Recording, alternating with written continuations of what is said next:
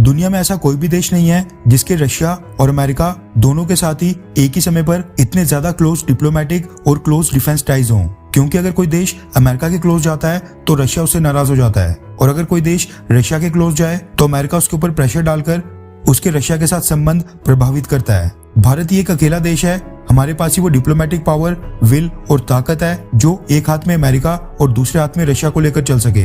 ये चीज इंडिया ने पिछले कई सालों से प्रूव भी की है। भारत की फ्लीट में आज भी सबसे ज्यादा रशियन वेपन्स हैं। रशिया हमारा सबसे बड़ा हथियार सप्लायर है, जबकि अमेरिका दुनिया में सबसे ज्यादा भारत के साथ ही मिलिट्री एक्सरसाइज करता है। नॉन नाटो देश होते हुए भी उसने भारत के साथ लिमुआ, कॉमकासा और बैका जैसे कई सारे अहम मिलिट्री एग्रीमेंट साइन किए हैं। क्वाड की स्थापना की है।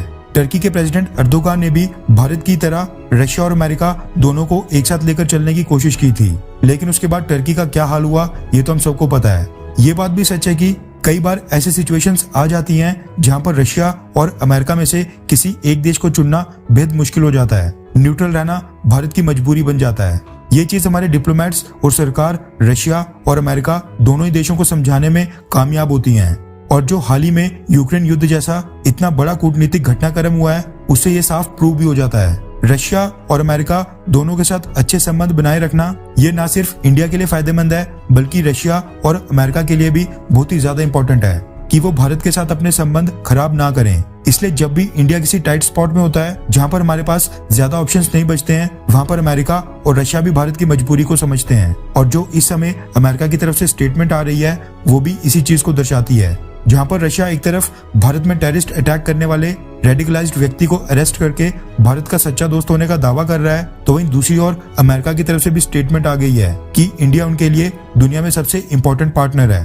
रेफरेंस के लिए आपकी स्क्रीन के ऊपर टाइम्स नाउ के आर्टिकल का स्क्रीनशॉट है, जिसके मुताबिक अमेरिका के व्हाइट हाउस का कहना है कि भारत अमेरिका का इंडिस्पेंसिबल पार्टनर है। दरअसल यूक्रेन मसले के ऊपर अमेरिका का साथ नहीं देने से अमेरिका में एक वर्ग भारत से काफी नाराज चल रहा है। उसी पर एक सवाल के जवाब में व्हाइट हाउस की प्रेस सेक्रेटरी कैरीन जीन पियरे ने बोला कि भारत अमेरिका का सबसे इंपॉर्टेंट पार्टनर है, और जो भारत और अमेरिका की पार्टनरशिप है एक फ्री और ओपन इंडो पैसिफिक रीजन की प्रगति के लिए दोनों देशों की जो कॉमन यानी साझा कमिटमेंट है, जो दोनों देशों के इंडो पैसिफिक रीजन को लेकर गोल्स हैं, उसके ऊपर आधारित है। अमेरिकन स्पोक्सपर्सन ने कहा कि अमेरिका को भारत के साथ अपने संबंधों के ऊपर पूरा भरोसा है और आगे आने वाले सालों में दोनों देश मिलकर रूल बेस्ड ऑर्डर की रक्षा के लिए एक साथ खड़े रहेंगे।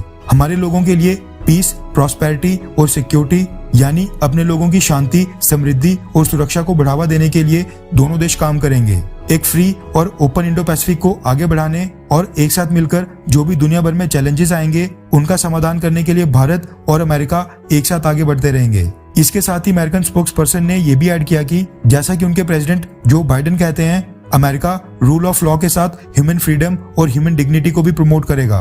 जहां तक बात है यूक्रेन की, तो अमेरिका यूक्रेन की मदद करने के लिए पूरी तरह से प्रतिबद्ध है। उन्होंने कहा कि हाल ही में $3 बिलियन की सिक्योरिटी असिस्टेंस का भी अमेरिका ने ऐलान किया है। यानी अमेरिका का साफ कहना है कि उनकी भारत के साथ पार्टनरशिप इंडो पैसिफिक रीजन में कॉमन गोल्स के ऊपर आधारित है। और ये तो हम जानते हैं कि इंडो पैसिफिक रीजन में चाइना ही सबसे बड़ा थ्रेट है। यानी अमेरिका भारत के साथ बस इसलिए खड़ा है क्योंकि चाइना को काउंटर करना है। खैर, आपको दोनों में से कौन सा देश ज्यादा पसंद है, अमेरिका या फिर रशिया? नीचे कमेंट करके अपनी राय जरूर बताएं।